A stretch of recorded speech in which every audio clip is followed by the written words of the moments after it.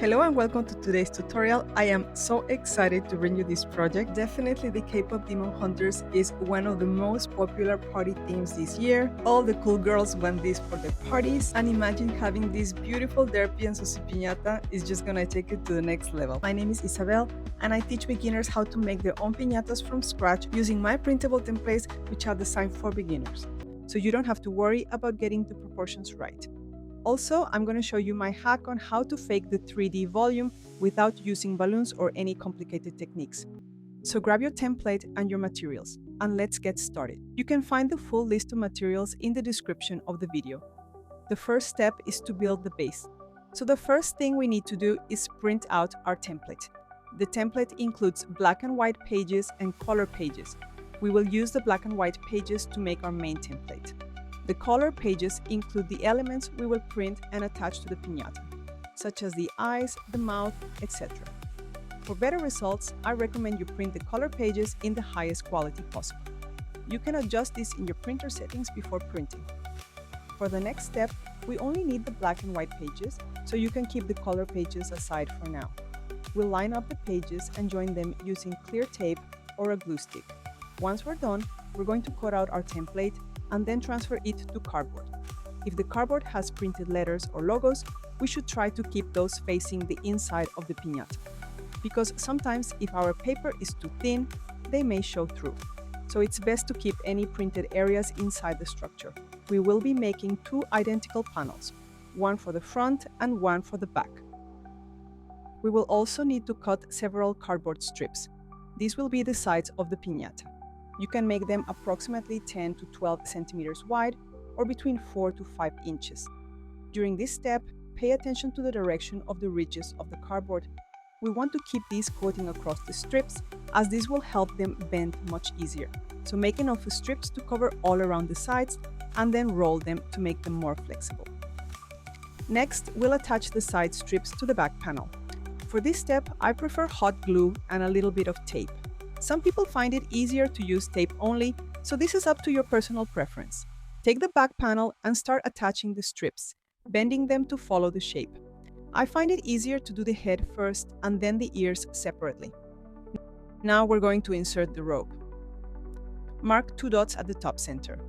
This is where we will perforate the holes. The next step is optional. To make the piñata a bit sturdier, we can glue 1 or 2 pieces of cardboard right underneath the area where we will punch the holes. This will give it some extra reinforcement. Then we can go ahead and pierce the holes using our scissors or a screwdriver. Finally, we can thread the rope and tie it on the inside, making sure the knot is very tight. We can also secure the knot with a bit of glue. Give it a good tug to make sure it's strong enough and it won't come undone. Now we can go ahead and attach the front panel and close our piñata. We're almost done with the structure. The only thing left to do is the candy door. Using our cutter, we'll cut a small flap. This is the opening we'll use to fill the piñata. Depending on the age of the kids or the number of kids, it might be a good idea to reinforce the sides, top and bottom with some extra tape. We should also reinforce it if we plan to put a lot of candy inside, but do not overdo it. Otherwise, the piñata might be too difficult to break. Okay, so our structure is done and now we can start the fun part, decorating. So you're going to cut a wide strip of your crepe paper and you're going to use this to cover the sides. So wrap it all around and then fold the edges and glue them down using glue stick or hot glue. And you can make some little cuts around the edges. This will help you to fold the paper and it will make it easier to glue as well. I do not recommend you to use PVA glue because it can cause bleeding or discoloration in the paper. And if you are using streamers, then just cut them into sections and glue them across the sides. So now we'll do the back. We're gonna start with one solid strip of paper, no fringe, and this is to hide the cardboard. And then we're gonna start layering the fringe strips from bottom to top, overlapping each one halfway so that the cardboard does not peek through. And here, as you can see, I'm using 2 colors. I just think it looks really cute, but you don't need to mix colors. If you only want to use blue, that's also okay. And don't stress too much about the edges because we're going to trim them later. When you reach the flap, just work your way around it and don't forget to cover the little flap. Once you reach the top, you can apply a second layer. It will give you a much cleaner finish, and then you can go ahead and start trimming the edges carefully.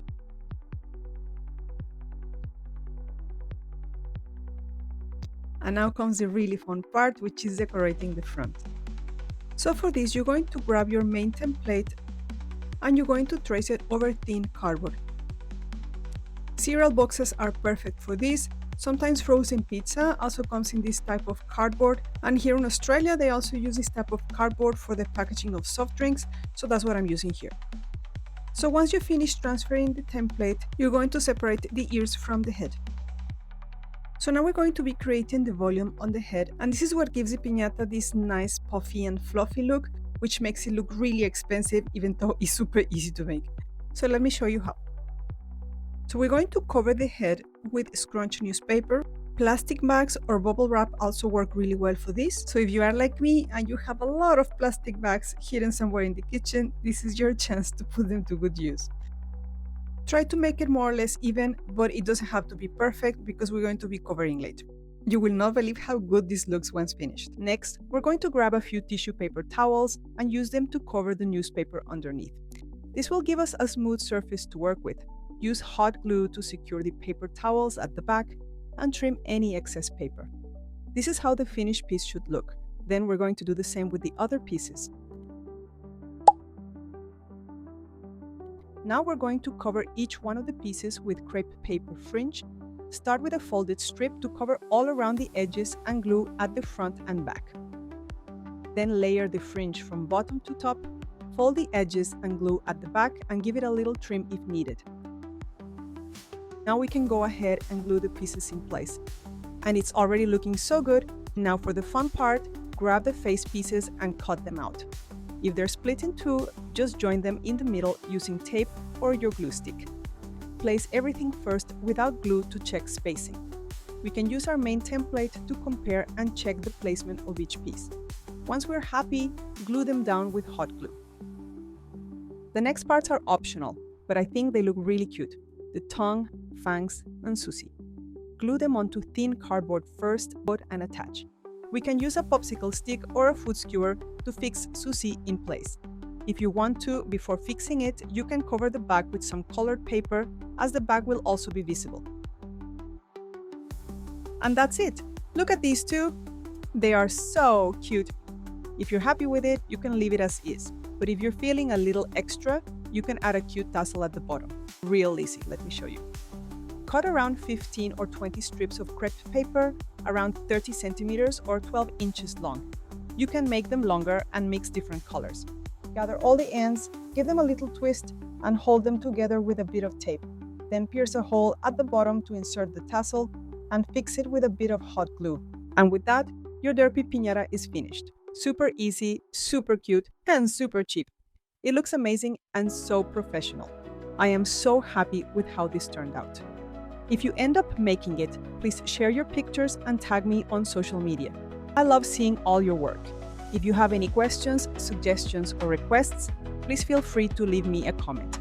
Let me know which piñata I should make next. I hope you enjoyed this project. If you liked it, please don't forget to give this video a thumbs up, leave me a comment, share it with your friends, and don't forget to subscribe so you don't miss out on my future tutorials and templates. Thank you so much for watching and see you in the next one.